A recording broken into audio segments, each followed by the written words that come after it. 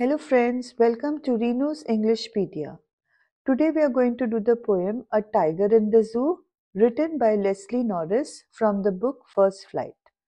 इस वीडियो में हम कॉम्पिटेंसी बेस्ड क्वेश्चंस करने वाले हैं और कॉम्पिटेंसी बेस्ड क्वेश्चंस करने के लिए always remember you need to be thorough with the theme, क्योंकि थीम के हिसाब से आपको ये क्वेश्चंस को आंसर करना होता है। कॉम्पिटेंसी का मतलब है क्या आपको स्किल्स जो ये चैप्टर या पोएम सिखाना चाह रहा था वो आपको स्किल्स आपने सीखी हैं या नहीं, उस चीज़ को टेस्ट करने के लिए कॉम्पिटेंसी क्वेश्चंस आए हैं। तो थीम के ऊपर ही आपकी स्किल बेस्ड होती है, so pay particular attention to the theme whenever you are revising for your board exams. So with this thought in mind, let's continue with our video. Before I start the video, one more thing कि मैं इस chapter में आपको सिर्फ brief summary देने वाली हूँ. अगर आपको डिटेल्ड समरी चाहिए या critical analysis of the chapter चाहिए तो उसका लिंक मैं डिस्क्रिप्शन बॉक्स में डाल दूंगी and you can look at it according to your convenience. So let's begin. So Tiger in the Zoo is a poem about a tiger जिसको cage में रखा गया है जू में. केज बहुत बड़ा नहीं है. The tiger can move only a few steps in the cage and he is filled with rage. उसमें बहुत गुस्सा है इस बात को लेकर, बट क्योंकि वो हेल्पलेस है, वो कुछ कह नहीं सकता है. He can not show his power. His power is confined in the cage. Cage में बंद है, तो वो चुपचाप से गुस्से में he is only walking in the cage. He is not roaring or snarling. अब इन कॉन्ट्रास्ट जो पोएट है लेस्ली नॉरिस, वो एक इमेज क्रिएट करता है ऑफ द जंगल और वो हमारे को इमेजरी दिखाता है that the tiger is chasing the deer, his prey. वो हमें बताता है कि जो टाइगर की नेचुरल लाइफ है, जो उसका नेचुरल इंस्टिंक्ट है, that is to live in the jungle chasing the prey. पूरा हंटिंग प्रोसेस डिस्क्राइब किया है. He says that it is the duty of the tiger, that he is such a ferocious animal that the villages, which are near to the jungle, which are next to the jungle, villagers को tiger से एक terrorized state में रहना चाहिए. But यहाँ पे instead of the superiority, the dominance of the animal, उसको हमने subjugate कर दिया है एक केज में. तो ये जो ये जो कंट्रास्ट क्रिएट किया गया है, that is a very important contrast for the theme of the poem, which is that the home of wild animals is their natural habitat. We have no right to encage them. अच्छा, अब इसके बाद last में poem के and में दिखाया है कि tiger is looking at the stars and he is ignoring the visitors. He feels it is beneath his dignity, उसके dignity के against है अगर वो visitors को कोई भी attention they. Now, what is the tone of the poet in this poem? तो जो इस tone है poem की, वो बड़ी sympathetic है towards the caged tiger, towards the caged animals. अगर rhyme scheme की बात करें तो इस poem की rhyme scheme है ABCB. And the literary devices used in this poem are: the first is repetition in the word velvet quiet and quiet rage. Again, चलो हम quiet rage बाद में बात करते हैं. Then there is assonance. Assonance होता है repetition of the same vowel sound in his vivid stripes. तो in और vivid में जो e sound है वो repeat हो रहा है, therefore it is assonance. Then there is metaphor in the lines pads of velvet quiet. Metaphor होता है when implied comparison is there. जब हम किसी चीज़ को डायरेक्टली कंपेयर नहीं कर रहे हैं बट हम एज्यूम कर रहे हैं कि ये जो चीज़ है ये वही चीज़ है. तो पैड्स ऑफ वेलवेट क्वाइट, यहाँ पे पैरों को वेलवेट के साथ कंपेयर किया गया है and the quality is that both of them are very quiet, मतलब उनमें आवाज़ नहीं आ रही है. It is referring to the soles of the tiger's feet, right? जिनको velvet के साथ compare किया है. Now coming back to the sorry, मैंने repetition explain नहीं किया. Repetition का मतलब होता है when a word is repeated in the same line. यहाँ पे velvet quiet और quiet rage में the word quiet has been repeated. Similarly, in the term brilliant eyes and brilliant stars, the word brilliant has been repeated. अब quite raise की बात करें तो इसमें और भी दो लिटरेरी डिवाइसेस हैं, that is transferred epithet and oxymoron. Transferred epithet का मतलब होता है, एपिथेट मीन्स एन एडजेक्टिव, कि एक एडजेक्टिव को उसकी राइटफुल प्लेस से उठाकर हम एक क्लोजली कनेक्टेड वर्ड के पास रख देते हैं, तब हम कहते हैं ट्रांसफर्ड एपिथेट है. अब यहाँ पे जो रेज है वो क्वाइट है या टाइगर क्वाइट है, राइट? टाइगर को स्नालिंग कर, he should be snarling, he should be roaring, but यहाँ पे टाइगर क्या है? क्वाइट है. क्वाइट क्यों है? Because of his rage. तो इसीलिए फ्रॉम द क्वाइट टाइगर से क्वाइट वर्ड को ट्रांसफर कर दिया गया है to the next associated word, that is rage. Again quiet rage में ऑक्सीमोरॉन भी है. ऑक्सीमोरॉन का मतलब होता है contrasting words in the same phrase. Rage कभी भी क्वाइट नहीं होता है, बट यहाँ पे हम देख रहे हैं कि जो टाइगर है he is quiet and moreover he is in rage. तो यहाँ पे इसीलिए इस फ्रेज को ऑक्सीमोरॉन कहा गया है. Apart from that, there is also alliteration. Alliteration is the repetition of the same sound. So there is alliteration in the phrase plump pass and in a second phrase behind bars. Okay, so now let's jump into the questions. Okay, the first question is, it is said that an animal's eyes have the power to speak a great language. Explain with reference to the tiger. Question का मतलब है कि जो आंखें हैं, जो जानवरों की आंखें होती हैं, वो मुंह से चाहे कुछ ना बोल पाएं, बट उनकी आंखों से उनके फीलिंग्स, उनके नीड्स, वो हर चीज़ समझ में आ जाती है. अब हमने ये लाइन को एक्सप्लेन करना है with reference to the tiger in the zoo, right? तो अब यहाँ पे किस तरह से टाइगर कैसे डिपिक्शन कर रहा है उसकी फीलिंग्स का, पोएट हाईलाइट कर रहा है सबसे पहले तो कि टाइगर की जो कन्फाइंड एग्जिस्टेंस है विद इन द जू, वो उसकी आंखों में उसके सौरों के थ्रू, उसकी लॉन्गिंग के थ्रू एविडेंट होता है. पोएट ने इस चीज़ को एम्फसाइज किया है. फिर टाइगर जिस तरह से एनक्लोजर में पेस कर रहा है, PACE पेस, पेस का मतलब होता है रेस्टलेस स्टेप्स. जब आप अंदर से फ्रस्ट्रेटेड होते हो, टेंस होते हो, तो आपका जो पेसिंग होता है वो शांत वॉक नहीं होता है, इट्स अ फ्रस्ट्रेटेड वॉक. तो टाइगर जो है it is pacing in the close confines of the cave, और उसके आंखों में एक डिजायर है, एक यर्निंग है टू बी फ्री. उसकी सेंस ऑफ कैप्टिविटी उसको बहुत दुखी कर रही है. जो फ्रेज है the world outside the bar, वो सजेस्ट करता है टाइगर का desire to roam freely in his natural habitat which is the jungle. तो in spite of the fact that the tiger is caged, जो टाइगर की आंखें हैं वो उसकी longing for freedom, उसका desire to roam the forest, ये हर चीज़ को कन्वे करती है. यहाँ पे एक और डिस्क्रिप्शन भी है जो मैंने यहाँ आंसर में इंक्लूड नहीं किया है. जब वो टाइगर स्टार्स को देख रहा है तो उसकी ब्रिलियंट आइज के बारे में बात की है. स्टार्स को देखना उसकी अगेन यर्निंग फॉर फ्रीडम है. तो वो yearning for freedom is being depicted in the brilliant glare of his eyes. So it is you can explain how eyes have the power to speak a great language. Next question is, how does the poem point to the cruelty of animals in captivity. जो ये poem है ये हमें कैसे बताती है कि जो एनिमल्स कैप्टिविटी में हैं उनके साथ एक बहुत बड़ी क्रूअल्टी हो रही है. तो ये हमें बताया जाता है थ्रू द पेसिंग टाइगर. उसका कन्फाइनमेंट, उसका रिस्ट्रिक्टेड एग्जिस्टेंस से हमारे को समझ में आता है कि टाइगर को एनकेज करना, टाइगर को कैप्टिविटी में रखना कितना क्रूअल है. टाइगर जिस तरह से पेस कर रहा है, चल रहा है विद इन इट्स एनक्लोजर अपने केज के अंदर, उसकी आंखों में जो सॉरफुल लॉन्गिंग है, ये हमारे अंदर एक सेंस ऑफ कैप्टिविटी और सफरिंग को इवोक करती है, पैदा करती है. हम एम्पैथी कर सकते हैं इस चीज़ के साथ.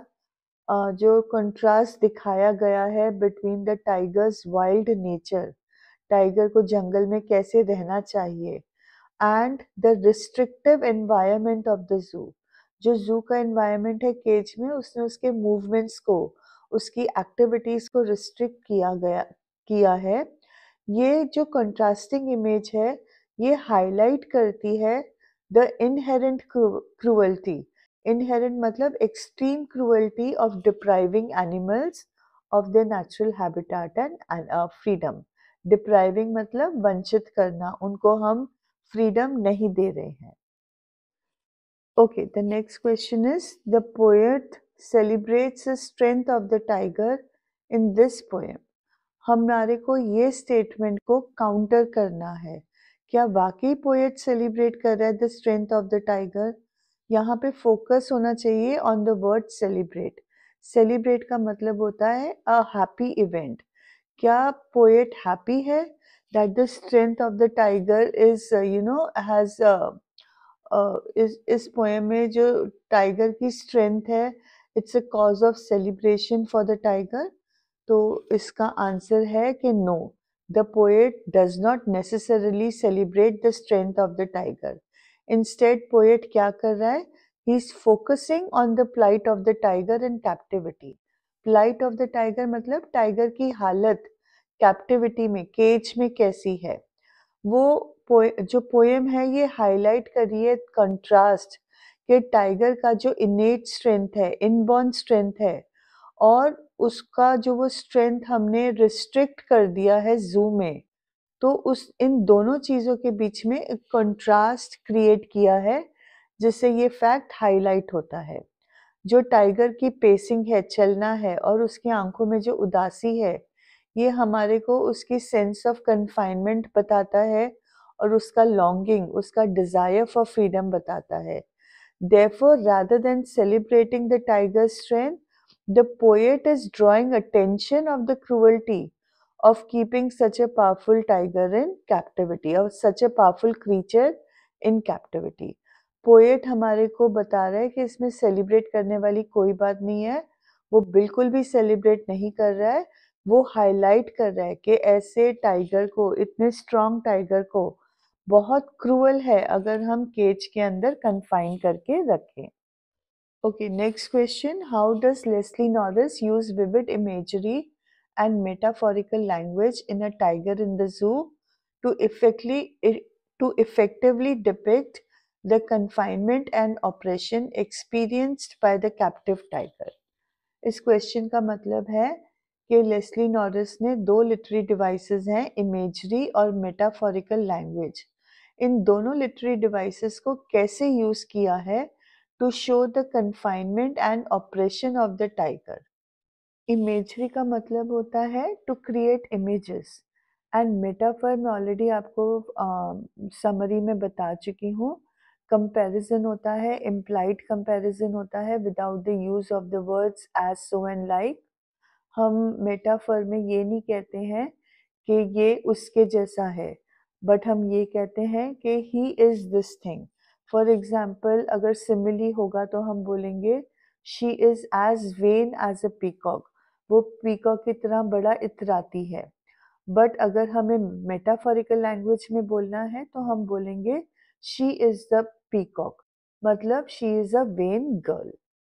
Okay, in order to answer this question आपको अब इमेजेस के आपको एग्जाम्पल्स ढूंढने पड़ेंगे, आपको फ्रेजेस ढूंढने पड़ेंगे कहाँ पे मेटाफर यूज किया गया है।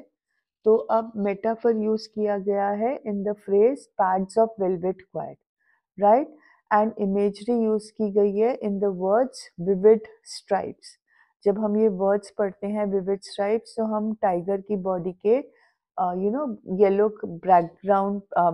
बैकग्राउंड के ऊपर जो ब्लैक स्ट्राइप्स हैं वो हमारे को बड़ी आसानी से विजुअलाइज हो रहे हैं। जब हम ये फ्रेज पढ़ते हैं पैड्स ऑफ वेलवेट क्वाइट, तो it's a metaphor, it is also creating an image कि जब वो चल रहा है तो बिल्कुल भी साउंड नहीं आ रहा है।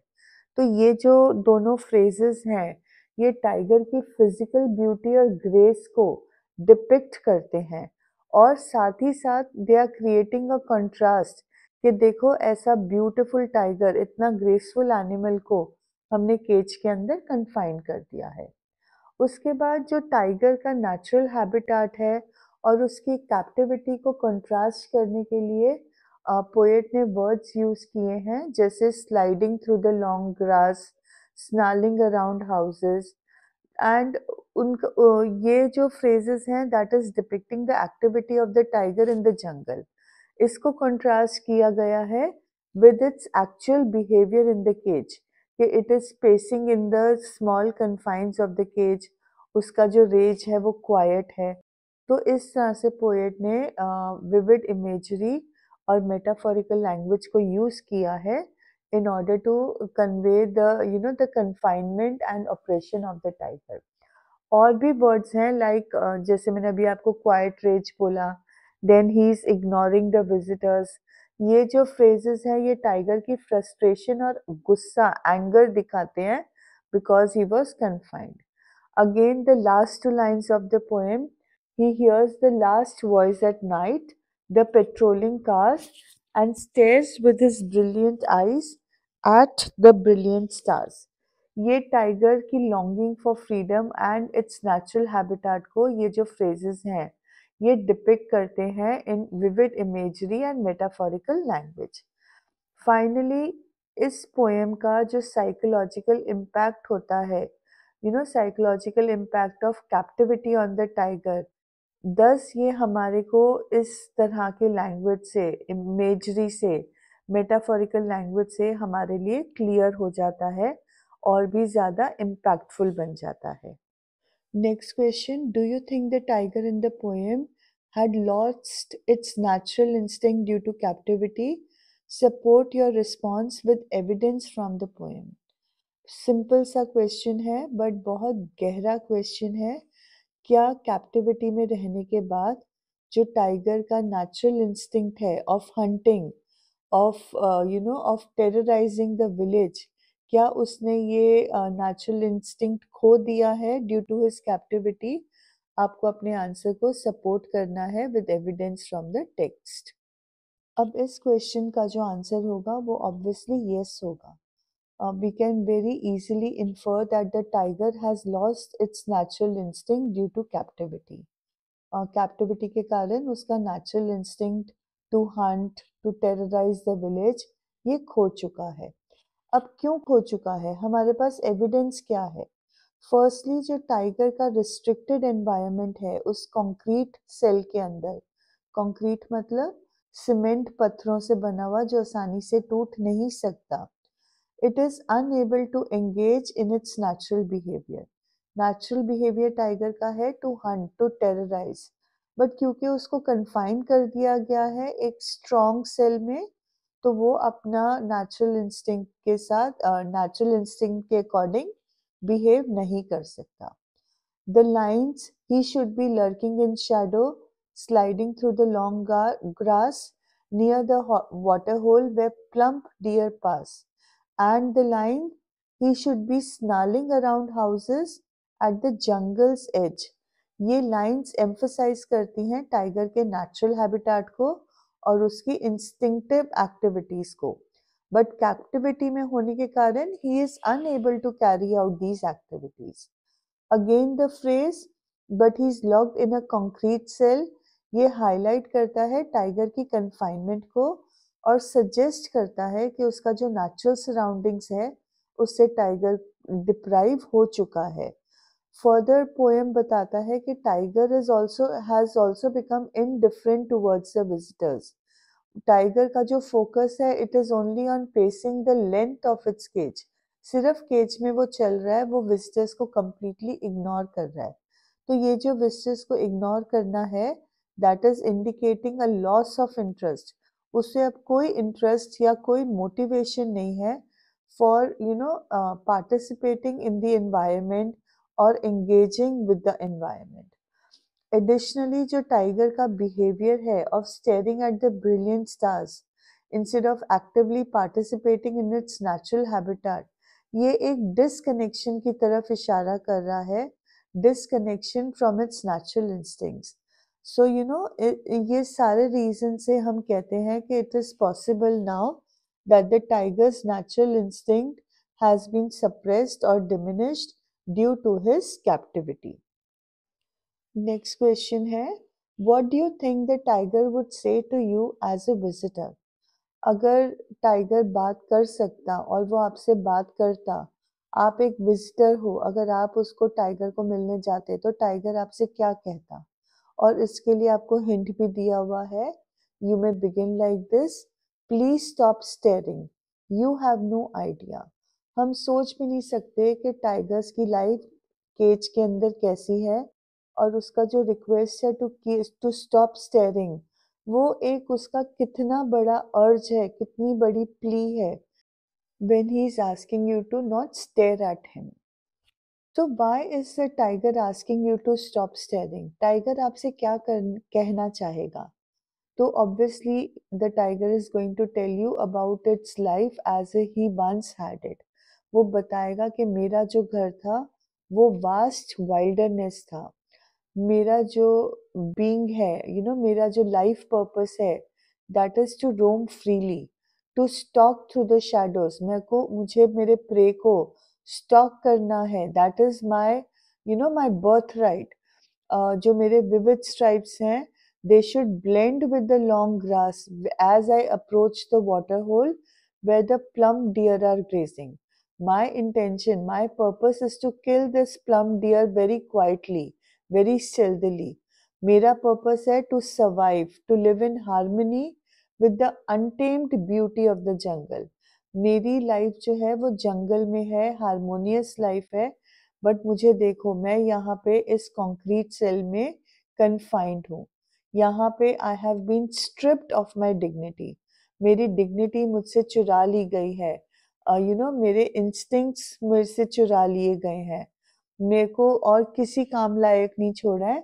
I am reduce to pacing back and forth, ये जो छोटी सी केज है इसी में मुझे चलना है, इतना बड़ा जो जंगल था मेरे पास वो मेरे से ले लिया गया है। अब मेरा जो गुस्सा है, जो मेरा स्नार्लिंग नेचर है, वो क्वाइट रेज में कन्वर्ट हो गया है, because I have been forced to resign, I have been forced to ignore the calls of my wild nature. तुम यहाँ पे एज ए विजिटर आए हो for a moment of fascination और एंटरटेनमेंट, बट तुम्हारे को ये अंडरस्टैंड नहीं कर पा रहे हो कि तुम्हारी इस फैसिनेशन एंटरटेनमेंट के कारण मुझे कितनी इमेंस सफरिंग को फेस करना पड़ता है। इमेजिन करो मेरी लाइफ इस बार्स के पीछे, जहाँ पे I have been locked away from the sunlight, from the forest, from the gentle rustling of leaves, from the sweet scent of freedom. Imagine करो मेरी फीलिंग क्या है when you people stare at me. वो कहेगा कि ये जो wait है कैप्टिविटी का, ये मेरी आत्मा को ऊपर प्रेस कर रहा है. It is pressing down upon my soul, leaving me with only memories and dreams of what once was. तो यहाँ पे जो टाइगर का फ्रस्ट्रेशन है, टाइगर का जो सॉरो है, टाइगर का जो डिस्पेयर है, टाइगर का जो नीड है, वो टाइगर अपने विजिटर से, दैट इज यू, उनको बताएगा। हाँ जी, ये जो नेक्स्ट क्वेश्चन है इसके लिए हमें बड़ा केयरफुल होना पड़ेगा, because when we read it we may not pay attention to the written word. हम सिर्फ ये जो बॉय बोल रहा है इन दैट ब्लॉक, हम उसको देखकर जू के अगेंस्ट बात करना शुरू कर देंगे। अब ये बॉय इन द ब्लॉक बोल क्या रहा है, zoos should be banned, it is not right to keep animals this way। अब बिकॉज ये जो लाइन है ये हमारे थीम को सपोर्ट करती है, तो हो सकता है हम बिना क्वेश्चन पढ़े जूस के अगेंस्ट लिखना शुरू कर दें, but it is important for you to read the question very thoroughly and understand what it is saying. Now look at the full question. Write the appropriate response comprising at least two reasons to present a counter to the following. Counter का मतलब है ये जो statement दिया गया है इसको wrong proof करो। इसको रॉन्ग प्रूफ करने के लिए मिनिमम 2 रीजंस आपको लिखने हैं, राइट? अब उन्होंने रिस्पॉन्स देखो क्या लिखा है, आप कैसे बिगिन करोगे, this statement is just one sided, मतलब जूस बैन नहीं होने चाहिए, मतलब एनिमल को कैप्टिविटी में रखा जा रहा है, ये राइट है कि ये गलत है, but there is another picture to the there is another side to the picture. Zoos are beneficial too. हमने बताना है कि zoos beneficial कैसे हैं. तो देखो उन्होंने आपको hint दे दिया है. Firstly they dash and then you will build up your reasoning. Okay, so let's discuss कि zoos beneficial क्यों हो सकते हैं. फर्स्टली आपको याद रखना है कि जूस में जो एनिमल हैं वो सेफ हैं. Juice have become a crucial part of conservation efforts. और एनिमल को बचाने के लिए, उनके ब्रीडिंग प्रोग्राम्स को एनहांस करने के लिए, एंडेंजर्ड स्पीसीज के लिए एक एक सेफ एनवायरनमेंट के लिए उनके लिए जू बहुत इम्पॉर्टेंट बन गए हैं. वहाँ पे उनको एक्सपर्ट केयर मिलता है, वल्नरेबल एनिमल्स को प्रोटेक्ट किया जाता है, उनको एक्सटिंक्ट होने से बचाया जाता है. फिर उनके ऊपर scientific research upon about their habits, about their reactions, वो हर चीज़ नोट होती है, जिसके कारण there is a rising awareness about the importance of biodiversity. Biodiversity मतलब हमारी अर्थ के लिए, हमारे एग्जिस्टेंस के लिए कितने डाइवर्स फॉर्म्स ऑफ लाइफ की ज़रूरत है to maintain a balance in the in the on the earth, I should say. तो इसीलिए जो वाइल्ड लाइफ कंजर्वेशन है, उसकी अवेयरनेस बढ़ाने के लिए ये बहुत इम्पॉर्टेंट हो चुका है. सेकेंडली, जूस जो हैं वो ऑफर करती हैं opportunities for people to learn and connect with animals जो अदरवाइज उनको ना मिले. हर बंदा जंगल में जाके एनिमल्स को देख नहीं सकता, एनिमल्स को ऑब्जर्व नहीं कर सकता, एनिमल्स का रहने का तरीका, उनके फाइनर पॉइंट्स को समझने के लिए एनिमल्स को अगर देखना है तो एक कॉमन मैन के लिए जू is the only possibility. Specially बच्चे, बच्चों को जू में लेकर जाने से उनके लिए एक यूनिक और वैल्यूएबल एजुकेशनल एक्सपीरियंस होता है. उनको फर्स्ट हैंड एक्सपीरियंस मिलता है and they start appreciating wildlife and this will promote environmental consciousness. इसके अलावा जो जूस हैं they often organise educational programs. वो गाइडेड टूर्स ऑर्गेनाइज करते हैं और इंटरैक्टिव एग्जिबिट्स ऑफर करते हैं जो animal behaviour, animal habitat and conservation challenges को बच्चों के आगे प्रेजेंट करते हैं. ये जो एक्सपीरियंस है ये फ्यूचर जनरेशन्स को इंस्पायर करता है to become advocates for the welfare and protection of animals. ये छोटे बच्चों के लिए लव फॉर एनिमल्स को फॉस्टर करता है. वो आगे चल के इन वाइल्ड लाइफ को प्रोटेक्ट करने के लिए बातें करते हैं. ज़ूस को अनडाउटेडली क्रिटिसिज्म मिला है बिकॉज ज़ू में जो living condition of the animal होती है, जो एनरिचमेंट होना चाहिए एनिमल्स के लिए, वो पॉसिबल नहीं होता है. बट ज़ू को आउटराइट बैन कर दिया जाए ये भी गलत है, right? So effort should be made that zoos adhere to higher standards of living for animal welfare and they are provided with facilities which will enhance the standard of living of the animals. बंद करने की बजाय proper regulation and oversight ensure कर सकता है कि zoos are providing suitable habitat, enrichment activities and proper care for the animals which are there. Okay. Imagine the tiger writes a diary entry conveying how he feels helpless, angry, and frustrated in the concrete cell. He writes about his desire to be free. Write that diary entry. You may begin like this. मतलब tiger की तरफ से आपको diary entry लिखनी है about his feelings due to his captivity. Cage में रह के वो किस तरह से हेल्पलेस, एंग्री और फ्रस्ट्रेटेड फील कर रहा है, तो उसकी फीलिंग आपने डायरी एंट्री में लिखनी है. हर बार मैं बोलती हूँ कि डायरी एंट्री एक इनफॉर्मल पीस ऑफ राइटिंग है, बट उसमें कुछ नॉर्म्स होते हैं जो हमें फॉलो करने होते हैं. That is we are suppose to write the date, day and time and at the end of the diary entry we should also write our name. तो अब टाइगर की फीलिंग्स क्या हैं?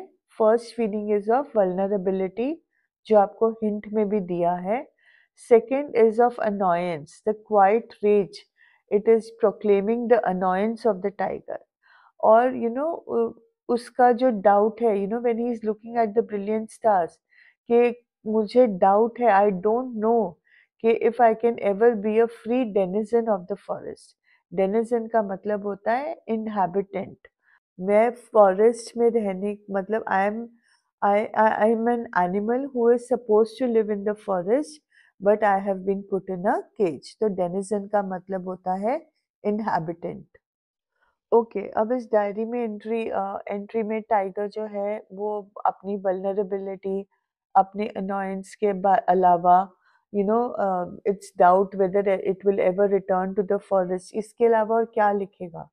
वो अपनी फीलिंग्स के, वो उसके जो उसको उसके पैरों में जो फीलिंग आती है जब वो जंगल में चलता है, मिट्टी का उसके पैरों पे जो फीलिंग है, वो कैसे उससे चुरा ली गई है, वो कैसे अपने प्रे को स्टॉक करता था, वो उन चीज़ों को कंपेयर करेगा with his life inside the concrete cell. वो बात करेगा कि जो उसके मैग्निफिसेंट स्ट्राइप्स हैं, जो उसके विविड स्ट्राइप्स हैं, वो सिर्फ अब पैटर्न्स बन के रह गए हैं ऑन द वॉल. वो अपनी फीलिंग बताएगा कि मेरा कितना इंटेंस डिज़ायर है दोबारा से जंगल में प्राउल करने का, लीव्स का रसल फील करने का, अपना नेचुरल डोमेन में घूमने का. मुझे हंटिंग की इच्छा होती है, मैं कैसे विलेजेस को टेरराइज करता था, ये सारी चीज़ों के बारे में वो बताएगा. वो फिर ये भी बताएगा कि उसके साथ कंक्रीट सेल में क्या हो रहा है. वो बोलेगा यहाँ पे जो scent of freedom in the jungle था, उसकी बजाय this scent has been replaced by the sterile stench of confinement.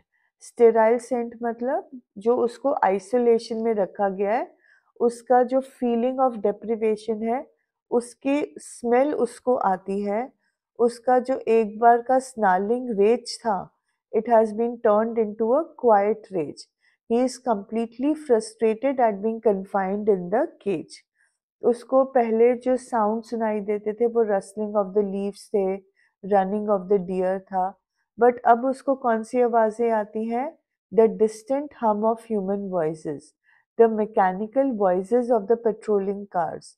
जो ये दुनिया है, जो बार्स के पीछे की दुनिया है, उसके कारण उसकी जो दुनिया थी, जंगल की दुनिया, that has become a fading memory, it has become a distant dream.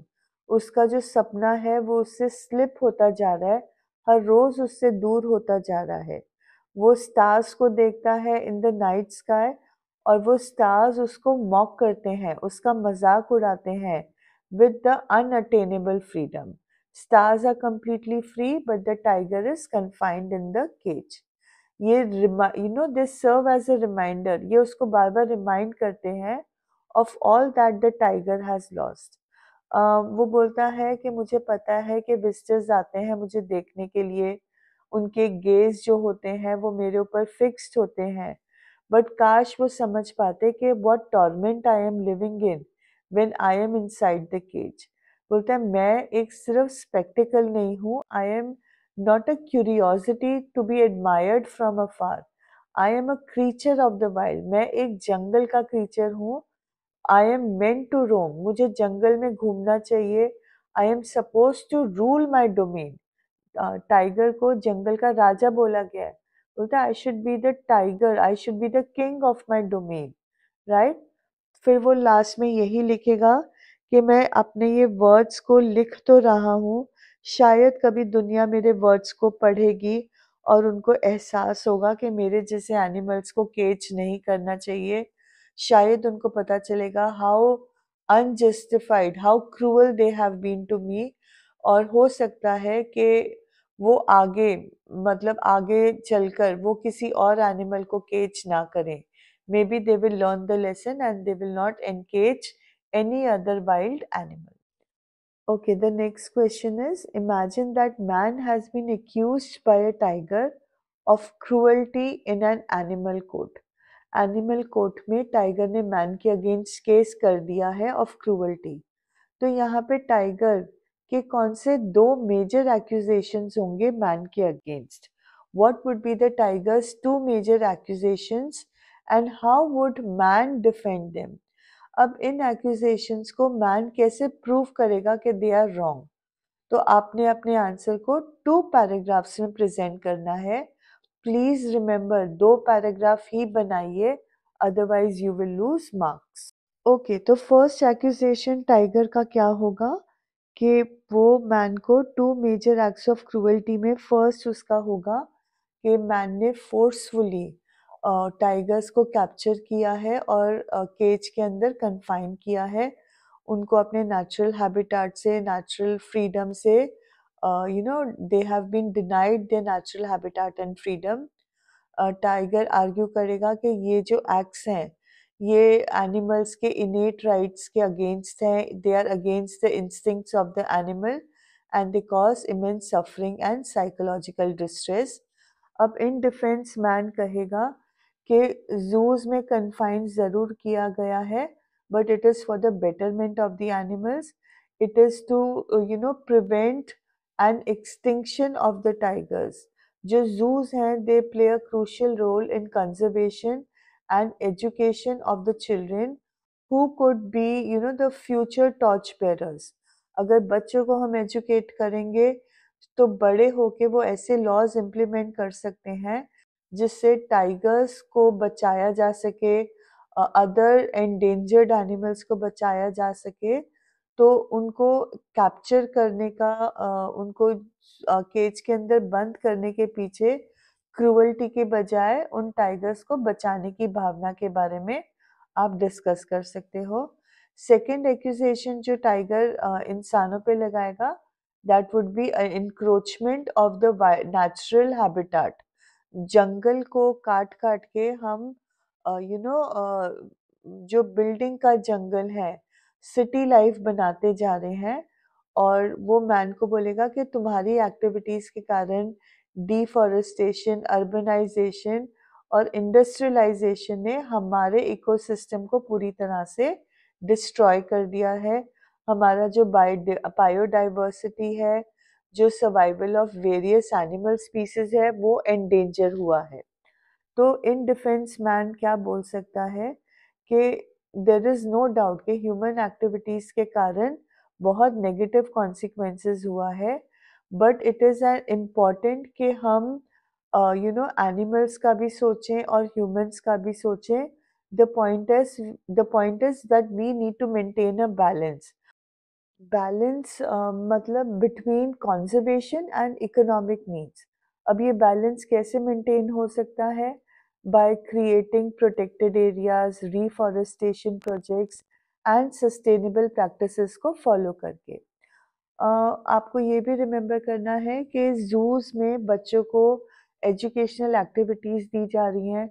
इससे क्या होगा, जो बच्चे हैं उनको पता चलेगा, they will be more attuned to the wildlife, they will realise the importance of saving the wildlife for the biodiversity. And हो सकता है ओवरऑल जूस बच्चों को एजुकेट कर पा रहे हैं तो टाइगर्स के लिए या अदर एनिमल्स के लिए बेनिफिशियल हो जाए, दे मे नॉट बिकम एक्सटिंक्ट। जो नेचुरल हैबिटेट है वो भी खत्म ना हो, क्योंकि बच्चे चल के they are going to implement such rules, they are going to be the future lawmakers. तो वो ऐसे रूल्स बनाएंगे जिससे जो हमारे फॉरेस्ट हैं उनको बचाया जा सके। The next question is an extrapolation across the text। आपको दो पोएम्स हैं जिसमें आपको टाइगर प्रेजेंट किया गया है। The tiger in the poem a tiger in the जू presents a contrasting image with the tiger in the poem How to Tell Wild Animals। अब ये दोनों पोएम्स में जो टाइगर है एक कंट्रास्टिंग इमेज क्रिएट कर रहे हैं। हमने ये दोनों इमेजेस को क्या करना है, हमने इन्हें कंपेयर करना है और कंट्रास्ट करना है with reference to the manner in which they have been presented in both the poems। In poems में जो टाइगर को प्रेजेंट किया गया है उनमें क्या सिमिलैरिटी है, क्या कंट्रास्ट है, ये हमने बताना है। Okay, when we talk about the tiger in the zoo, तो यहाँ पे टाइगर को पोर्ट्रे किया है एज अ कैप्टिव क्रीचर, जिसको हमने केज के अंदर कन्फाइन कर दिया है। अब उस he is denied his natural instinct.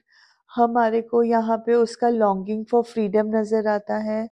उसका टाइगर के कन्फाइनमेंट को एम्फसाइज किया गया है विद द कंक्रीट सेल और and the way the tiger is spacing in the limited space. वो कैसे उस छोटी जगह में चल रहा है। उसके ब्रिलियंट आइज और उसका क्वाइट रेज रिफ्लेक्ट करता है उसका फ्रस्ट्रेशन, उसकी helplessness in the unnatural environment of the zoo. On the other hand, how to tell wild animals में the tiger is presented as a symbol of untamed wilderness and primal power. Tiger हमें दिखाया गया है, he is a very powerful animal in the poem. ये दिखाता मतलब इस poem में वेरियस वाइल्ड एनिमल्स के साथ टाइगर को भी डिपिक्ट किया गया है इन इट्स नेचुरल हैबिटेट। यहाँ पे जो टाइगर है इट इज़ फियरलेस, उसके साथ डेंजर एसोसिएटेड है।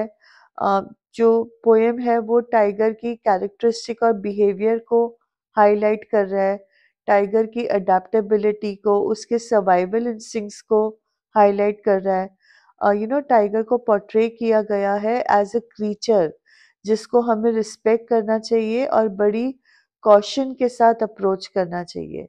So both the images have a contrasting image of the tiger. Next question, Mitchell and the tiger both were looked after by humans. Assume they both meet each other in the zoo and have a conversation about their lifestyle and feelings. मिचपिल otter है और tiger है, दोनों ही animals को इंसानों ने देखा है, मिचपिल को उसके ओनर ने और टाइगर को जू कीपर ने, राइट।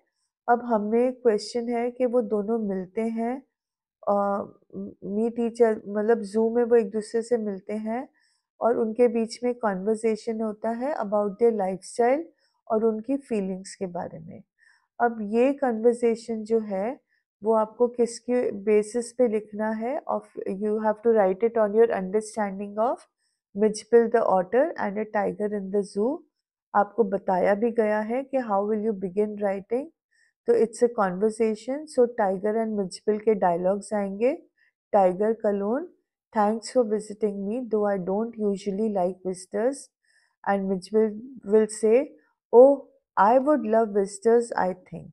तो अब आपने इस कॉन्वर्सेशन को आगे बढ़ाना है। तो अब मिचपिल क्या कहेगा, इज ही हैप्पी और not with his owner? He is obviously very happy. वो बोलता है कि I am very happy with my owner. अगर मुझे वाइल्ड में छोड़ दिया जाएगा तो मैं तो बहुत डर जाऊंगा, मुझे तो पता ही नहीं मैं वहाँ पे सर्वाइव कैसे करूँगा। मुझे मेरे ओनर के साथ मैं बाहर जाता हूँ, मैं खेलता हूँ, मैं मील्स एंजॉय करता हूँ, मैं अपने ओनर के साथ बड़े पीसफुली एग्जिस्ट करता हूँ। On the other hand tiger क्या बोलेगा, that he is unhappy in captivity. वो ह्यूमंस को ब्लेम करेगा फॉर एनकेजिंग हिम।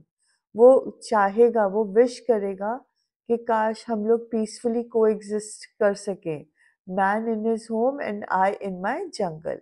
वो अपना लॉन्गिंग बताएगा to be free and in his natural habitat, and he will also express his desire, his his thought that he wouldn't want to be a pet. The tiger is not meant to be a pet to anyone, it's a wild animal और वो human activity के कारण काफ़ी disturb होता है। तो दोनों के व्यू पॉइंट्स कंप्लीटली ऑपोजिट होंगे। One is a pet and the other is a wild animal. Okay, beta ji, I have also included an extract. So let's study the competency based questions from the extract. He stalks in his vivid stripes the few steps of his cage, on paths of velvet quiet in his quiet rage. He should be lurking in shadows, sliding through long grass, near the water hole where plump deer pass. अब इस extract में first question है, complete the sentence appropriately. The vivid stripes refers to dash. It refers to the body image of the tiger, the black stripes on the orange background of the body of the tiger. Okay, second question, Which word from the extract is the opposite of loud? तो यहाँ पे loud का opposite क्या है? Quiet. Next question from the extract is, the use of the phrase pads of velvet means A neck, B tail, C skin और D paws. Paws का मतलब होता है जो एनिमल के पैर होते हैं उनको हम paws कहते हैं. तो pads of velvet refers to the paws. Fourth question is, state whether the following statement is true or false. The confinement of the cramped space of the cage has restricted the tiger's step. मतलब जो cage का cramped area है उसने tiger के steps को रोका है, कम किया है, रिस्ट्रिक्ट किया है, and it is a true statement. Next question from the extract is, the tiger was lurking in Shadow dash because it wanted to catch its prey, as the cage was dark, as the velvet was quiet, as he was in a rage. अब tiger shadow में क्यों था? तो जब आप आपके दिमाग में शायद चल रहा है केज का, but tiger is lurking in the shadow to catch its prey. उसका प्रे क्या है? The plump deer. So the right answer is option A, to catch its prey. Okay, next question is, state any three disadvantages that a tiger faces inside a cage. अब यहाँ पे cage के अंदर क्या है? उसको डिसएडवांटेज है. First, he doesn't have freedom to hunt. Second, he doesn't have freedom to roam in the jungle. Third है, he doesn't have the freedom to terrorize the villagers. जो चीज़ें उसको डिनाई की गई हैं, उसका जो नेचुरल इंस्टिंक्ट है उसके अगेंस्ट गया हुआ है, ये चीज़ें हम लिखेंगे that these are the disadvantages that the tiger faces inside the cage. Okay, last question is, how would the tiger behave in the forest? The tiger would behave according to its instincts. It would hunt the plump deer, it would terrorize the villages, it would stalk the entire length of the jungle. तो ये tiger का natural behavior होता है forest में. So with this question, we come to the end of the competency-based video. I hope that you liked it and you would share it with your friends, colleagues and other students so that they too will be able to prepare for the board exams. All the best for your exams. I am sure कि आप लोगों की मेहनत will get you good marks, a good result in the board exams. So I'll end the video now with a happy revision for all of you. And thank you so much for watching my video. I highly appreciate it. Thank you so much.